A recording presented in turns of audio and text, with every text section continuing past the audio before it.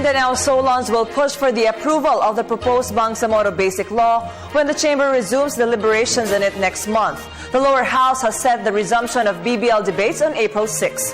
Freddie Abando reports. Today, the nation remembers the Jabida massacre. It was 47 years ago that a number of young Muslim recruits undergoing training to be deployed to assert the Philippines' claim of Sabah were executed in Koreanovela.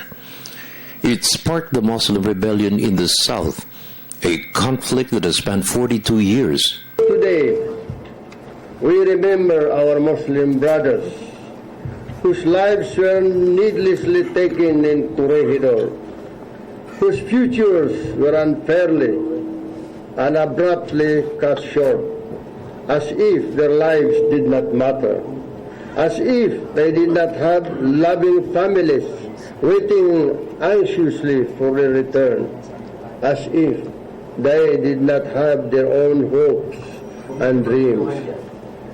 The unfairness of it all hurts even more now that we see how these injustices continue in Mindanao. Deputy Speaker Pangalian Balindong stressed the injustices suffered by our Muslim brothers cannot be allowed to continue, and the only path is to support the commitment of President Aquino to win the peace with the approval of the draft Bangsamoro Basic Law. Deliberations were suspended by the House Ad Hoc Committee in the Bangsamoro due to the Mamasapano incident, where 44 staff troopers were killed in an encounter with MILF and BIFF fighters. Balindong said a solid and strong alliance in support of the draft law has emerged in the House. We call for peace. We reiterate our support and continue to call for the passage of the Bangsamoro Basic Law. And we assure the Filipino public that we will do everything in our power to make sure that it will pass. We as legislators understand, perhaps more than anyone, that a law cannot automatically guarantee peace. Otherwise, we can only imagine a future of more Mamasapanos, more Jabidas. That is not the future we want, and it is our duty as representatives of the Filipino people to make sure this does not happen. Deliberations for the draft law will resume April 6 to 16, although some members of the 75-man committee chaired by Congressman Rufus Rodriguez has reservations to attend the hearing. Majority, especially members of the House from Mindanao, will be present to push for the draft law's approval.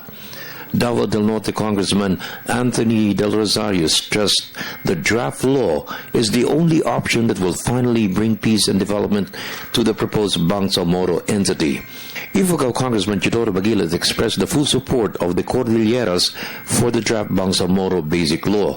Bagilat said the law will serve as a model for the establishment of an autonomous region for the Cordilleras as provided for in the Constitution, a move that has failed twice during the Aquino and Ramos administrations. Yes, we have a consensus, and we believe that we have the majority insofar as getting the Bangsamoro Basic Law approved. I represent a people who are also desiring regional autonomy. That's why it's also important for us what happens with BBL, because the next after BBL would be probably Cordillera, which is also stated in the Constitution. Kaya kung ano man mapag-usapan dito sa Bangsamoro Law, it will also be the model that perhaps we in the Cordilleras would also be filing or pushing through for in the Cordilleras as an autonomous region. In the meantime, the House handed over close to 6 million pesos for the families of the fallen 44 collected from every member of the House.